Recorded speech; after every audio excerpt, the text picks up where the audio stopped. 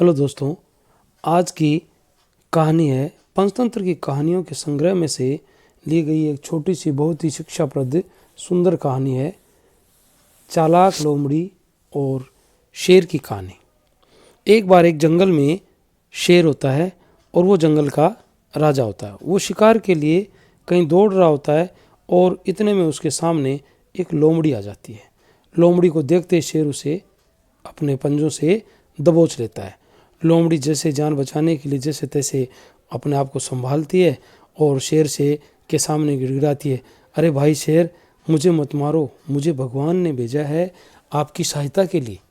शेर अचानक चौंका और उसने कहा, भगवान ने तुम्हें मेरी सहायता के लिए भेजा है? मेरी तुम क्या सहायता कर सकती हो? लोमड़ी ने कहा, भगवान ने मुझे भेजा है कि तुम वहाँ जा कर के जो शेर जंगल का राजा है उसकी सलाहकार बनो और उसकी सहायता करो। उसका जो शासन है वो जंगल पर बहुत अच्छा चल रहा है। तो शेर रुकता है और उसको कहता है कि तुम अपनी जान बचाने के लिए मुझसे झूठ बोल रही हो, मैं तुम्हारी बात पर कैसे विश्वास कर लूँ? इतने में लोमड़ी कहती है, आपको अगर मेरी बात पर विश्वास नहीं है तो आप ये तो जानते ही हैं कि जंगल के अंदर लोमड़ी से कोई भी जानवर डरते नहीं है। अगर वो मुझे देख करके और न भाग जाएं तो आप मेरी बात पर विश्वास मत करना।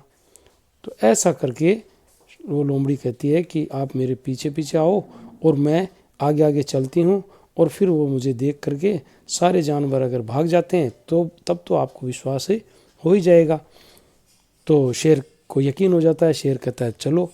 तो जंगल के अंदर लोमड़ी आगे आगे चलती है और पीछे पीछे उसके शेर होता है। जानवर दूसरे लोमड़ी को देख करके और तुरंत वहाँ से भाग जाते हैं। तो शेर को विश्वास हो जाता है कि ये तो सचमुच ही भगवान ने इसे मेरी सहायता के लिए भेजा है। तो शेर ने उसको अपना सलाहकार घोषित कर लेता है और जो भी शिकार वगैरह करता है उसमें से भी उसको खाने के लिए सामग्री देता है और लोमड़ी आनंदपूर्वक अपना जीवन व्यतीत करती है। लेकिन वास्तव में ऐसा था क्या? क्या भगवान ने लोमड़ी को भेजा था? नहीं।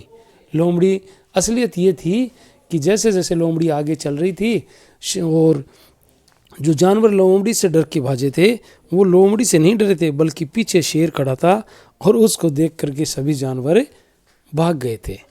अब लोमड़ी अपना जीवन अच्छी तरह यापन कर रही थी और इस प्रकार से इस कहानी से हमें ये शिक्षा मिलती है कि चालाक लोमड़ी और शेर की इस कहानी में हमें ये शिक्षा मिलती है कि बुद्धि का प्रयोग करने से बड़ी से बड़ी मुसीबत से बचकर भी और लाभ प्राप्त किया जा सकता है।